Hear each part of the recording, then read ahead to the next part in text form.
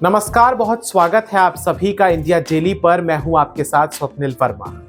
तो प्रधानमंत्री मोदी इस वक्त अमेरिका के दौरे पर हैं। 3 दिवसीय उनका दौरा है 21, 22 और 23 सितंबर का, जहां पर उनके बहुत सारे कार्यक्रम लाइनअप हैं और कई सारे कार्यक्रम हो भी चुके हैं, क्योंकि भारत और अमेरिका के जो समय है उसमें काफी बड़ा अंतर है। तो लिहाजा कई बार कवरेज को लेकर भी चिंताएं होती हैं, कई बार समस्या आती है, लेकिन आप कह सकते हैं कि प्रधानमंत्री मोदी का ये जो दौरा है ये समय से परे है। क्योंकि एक तरीके से जहां एक तरफ युद्ध चल रहा है, जहां एक तरफ दुनिया में अशांति का माहौल है, अस्थिरता का माहौल है, एक ट्रेड इम्बैलेंस का माहौल है, एक तरीके से आप कह सकते हैं गुटबाजी बन चुकी है, वहां पर आप कह सकते हैं कि जो भारत है वो एक खुद के खेमे के तौर पर सामने आ रहा है। मैं ऐसा क्यों कह रहा हूं, आप खुद ही देख लीजिए। प्रत्यक्ष को प्रमाण की आवश्यकता नहीं होती है। आप देखिए कि प्रधानमंत्री मोदी जुलाई के महीने में सबसे पहले रशिया जाते हैं, रूस जाते हैं, वहां पर राष्ट्रपति व्लादिमीर पुतिन से मिलते हैं और उनके साथ भी युद्ध को लेकर चर्चा करते हैं, द्विपक्षीय चर्चा के इतर। इसके अलावा प्रधानमंत्री मोदी फिर उसके बाद कुछ ही दिनों के बाद वो जाते हैं यूक्रेन भी, और यूक्रेन में वो राष्ट्रपति ज़ेलेंस्की से मिलते हैं और वहां पर उनको सांत्वना, सहानुभूति देने के साथ ही उन्हें भी एक तरीके से उनके साथ मुलाकात कर ये मैसेज देते हैं कि प्रधानमंत्री मोदी का जो उद्देश्य है वो ये है कि ये युद्ध का काल नहीं है, यहाँ पर सभी को बातचीत की मेज पर आना चाहिए और एक तरीके से आप कह सकते हैं कि युद्ध को समाप्त करना चाहिए। यही काम रशिया के राष्ट्रपति पुतिन के साथ भी उन्होंने किया और साथ ही राष्ट्रपति ज़ेलेंस्की के साथ भी उन्होंने मुलाकात कर ये संदेश देने का प्रयास किया। इसके बाद आपने देखा कि अजीत डोभाल, जो कि भारत के एनएसए हैं, राष्ट्रीय सुरक्षा सलाहकार हैं, वो खुद गए प्रधानमंत्री मोदी का संदेश लेकर और उन्होंने राष्ट्रपति पुतिन के साथ उसे साझा भी किया। तो एक तरीके से प्रधानमंत्री मोदी रशिया और यूक्रेन के बीच कोई स्थिति ऐसी आ जाए जिसमें दोनों देश आपस में मिल बैठकर इस युद्ध को खत्म करें, विराम लगा दें, पूर्ण विराम ही लगा दें, क्योंकि आप देख रहे हैं कि 2 वर्ष से ज्यादा का समय हो चुका है जब से युद्ध लगातार जारी है और पूरी दुनिया पर इसका असर पड़ रहा है, वैश्विक प्रभाव इसका पड़ रहा है। लेकिन यहाँ पर अहम बात यह है कि प्रधानमंत्री मोदी अमेरिका में है और अमेरिका यानी कि जो बाइडेन वहां के राष्ट्रपति हैं। हालांकि जो बाइडेन अब अगले कुछ महीनों बाद वो राष्ट्रपति नहीं रहेंगे, राष्ट्रपति वहां पर नए आएंगे, या तो डोनाल्ड ट्रंप आएंगे या फिर आएंगी कमला हैरिस। लेकिन ये दौरा प्रधानमंत्री मोदी का एक तरीके से अमेरिका के राष्ट्रपति चुनाव को देखते हुए भी काफी अहम है। फिलाडेल्फिया पहुंचते हैं वहां पर और उनका भव्य स्वागत होता है। भारतीय वहां पर जो लोग हैं वो अपने तरीके से उनका स्वागत करते हैं, नृत्य करते हैं। प्रधानमंत्री मोदी भी उनसे मुलाकात करते हैं, जैसे कि वो किसी भी देश में जाते हैं तो वहां पर उनका भव्य स्वागत होता है। भारतीय जो वहां पर होते हैं अत्यधिक उत्साह के साथ उनका वेलकम करते हैं, वार्म वेलकम करते हैं। इसके बाद वो डेलावेयर पहुंचते हैं, जो कि राष्ट्रपति जो बाइडेन का गृह नगर है और उनका क्षेत्र आप कह लीजिए, वहां पर वो जाते हैं, उनके होम टाउन, और वहां पर उनके घर पर वो उन्हें होस्ट करते हैं। बड़ी गर्मजोशी के साथ दोनों नेता, वैश्विक स्तर के जो बड़े नेता हैं, अमेरिका के राष्ट्रपति और भारत के प्रधानमंत्री, एक दुनिया का सबसे पुराना लोकतंत्र अमेरिका और एक दुनिया का सबसे बड़ा लोकतंत्र भारत, तो दोनों ही देशों के नेता आपस में मिलते हैं, गर्मजोशी के साथ एक दूसरे के गले लगते हैं और फिर उसके बाद उनकी चर्चा होती है, द्विपक्षीय चर्चा होती है। इस दौरान भारत की तरफ से भी विदेश मंत्री, कई बड़े बड़े डेलीगेट्स वहां पर मौजूद होते हैं, डेलीगेशन एक पूरा मौजूद होता है और उसके बाद फिर क्वाड का एक अहम शिखर सम्मेलन वहां पर होता है, जिसमें क्वाड आप जानते हैं कि 4 देशों का है, जिसमें अमेरिका है, जिसमें भारत है, जिसमें जापान है और इसमें ऑस्ट्रेलिया है। तो यहाँ पर ये शिखर सम्मेलन होता है।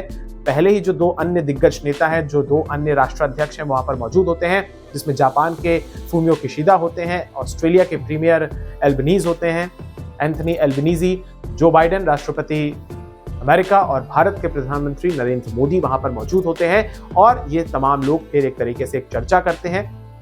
उसकी भी तस्वीरें आप अपनी स्क्रीन पर देख सकते हैं। और फिर प्रधानमंत्री मोदी अलग से जापान के प्रधानमंत्री और जो ऑस्ट्रेलिया के प्रीमियर हैं उनके साथ भी मुलाकात करते हैं, द्विपक्षीय वार्ता करते हैं। राष्ट्रपति जो बाइडेन के साथ वो पहले ही उनके घर पर वार्ता कर चुके हैं। इसके बाद प्रधानमंत्री मोदी का जो कार्यक्रम है मैं आपको बताना चाहूंगा, वो न्यूयॉर्क के लिए रवाना हो जाते हैं डेलावेयर से और न्यूयॉर्क में वो वहां पर एक तरीके से भारतीय समुदाय को संबोधित करेंगे और कहा जा रहा है कि वहां पर 24 से 25 हजार लोग वहां पर मौजूद होंगे, जिनके सामने प्रधानमंत्री मोदी अपने मन की बात रखेंगे, जैसा कि उन्होंने तमाम जगहों पर किया, चाहे वो कहीं भी गए हों, पोलैंड गए हों, चाहे वो किसी भी अन्य देश में गए हों। अभी हाल ही में वहां पर उन्होंने संवाद अवश्य किया और भारत की उपलब्धियों के बारे में बात की, अपनी सरकार के कार्यकाल के बारे में बात की, भारत की सुधरती हुई और सुनहरी होती हुई छवि के बारे में विस्तार से जानकारी दी। इसके बाद मैं आपको बताना चाहूंगा कि प्रधानमंत्री मोदी का ये तमाम जो कार्यक्रम है, ये आज भारतीय समय अनुसार जो वो इंडियन डायस्पोरा को, जो भारतीय समुदाय है, उसको संबोधित करेंगे, वो आज रात भारतीय समय अनुसार 9:30 बजे होगा। लेकिन उससे पहले क्वाड का समिट हो चुका है। मैं आपको बताना चाहूंगा शिखर वार्ता, क्वाड एक अहम संगठन है जो कि हिंद प्रशांत महाक्षेत्र, जो सागर का क्षेत्र है, महासागर का, एक तरीके से उसको अपने एजेंडा में टॉप रखता है। एजेंडा में इनके ये भी रहता है कि चीन को कैसे काउंटर किया जाए, लेकिन ये संगठन एक तरीके से उतना एग्रेसिव नहीं रहा है। हालांकि इसकी वर्षगांठ बहुत अच्छी हो चुकी है, 20 साल हो चुके हैं, लेकिन उतना एग्रेसिव नहीं रहा है। लेकिन हाँ, आप कह सकते हैं कि एक ऐसा संगठन है जिसमें बड़े बड़े देश यहाँ पर मौजूद हैं जो कभी भी चीन के खिलाफ एकजुट हो सकते हैं, क्योंकि चीन की विस्तारवादी नीति पूरी दुनिया के लिए खतरा साबित हो रही है और चीन एक तरीके से अनियंत्रित भी हो गया है।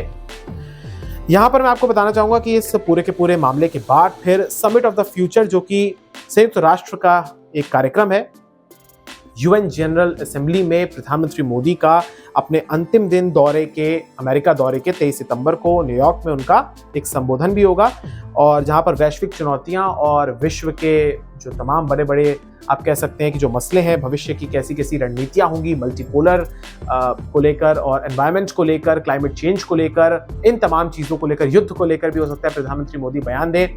तो उनका एक बड़ा कार्यक्रम, उनका एक बड़ा संबोधन यूएनजीए में भी होगा, यूनाइटेड नेशंस जनरल असेंबली में, जो संयुक्त राष्ट्र का, जिसको नाम दिया गया है, जिसकी थीम है समिट ऑफ द फ्यूचर। तो वहां पर प्रधानमंत्री का संबोधन होगा, कल होगा वो संबोधन, और हम सब उस संबोधन को देखेंगे, उसकी तमाम जानकारियां आपको देंगे। इसके बाद प्रधानमंत्री मोदी दिल्ली के लिए रवाना हो जाएंगे वहां से, और उनका दौरा ये खत्म हो जाएगा। इस बीच नजरें ये भी हैं कि कौन कौन से हथियारों पर कोई डील होती है, क्या ड्रोन्स पर कोई डील होती है, क्या कुछ ऐसा बड़ा ऐलान हो जाता है अमेरिका दौरे पर प्रधानमंत्री जो कि गए हुए हैं, इस पर भी नजर है। हम आपको हर एक अपडेट के साथ आपको सूचित करते रहेंगे। फिलहाल इस वीडियो को शेयर कीजिएगा, इस वीडियो को ज्यादा से ज्यादा लाइक कीजिएगा। इस वीडियो में फिलहाल इतना ही है, और हमारे चैनल को सब्सक्राइब कीजिएगा।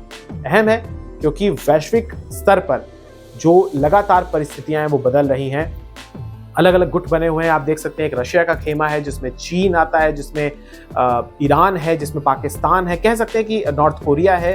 अनऑफिशियली आप कह सकते हैं कोई ऐसा खेमा नहीं है, लेकिन हाँ, इनका सपोर्ट रशिया को हासिल है। तो वहीं नेटो समेत जो यूरोप के देश हैं, यूरोपियन यूनियन के देश हैं, ब्रिटेन हो, अमेरिका हो, ये तमाम देश एक तरीके से साथ हैं यूक्रेन के। और जहां एक तरफ इजराइल और हमास के बीच भी जंग चल रही है, तो उसमें भी खेमों में विश्व बटा हुआ है। ऐसे में प्रधानमंत्री मोदी जहां एक तरफ रशिया के राष्ट्रपति से मिलते हैं, यूक्रेन के राष्ट्रपति से मिलते हैं और अमेरिका के राष्ट्रपति से मिलते हैं, मुझे नहीं लगता कि दुनिया में कोई भी ऐसे शीर्ष नेता हैं, बड़े नेता हैं, जो कि इस तरीके से हर नेता के साथ केमिस्ट्री स्थापित करते हैं, हर नेता के साथ, हर देश के साथ उनके अच्छे संबंध हैं। तो शायद प्रधानमंत्री मोदी, और वाकई में ये कूटनीति, ये वैश्विक कूटनीति, उनकी अपनी पहचान है। एक केमिस्ट्री जो प्रधानमंत्री मोदी तमाम नेताओं के साथ शेयर करते हैं, वाकई में अद्भुत है। बहुत बहुत शुक्रिया, नमस्कार।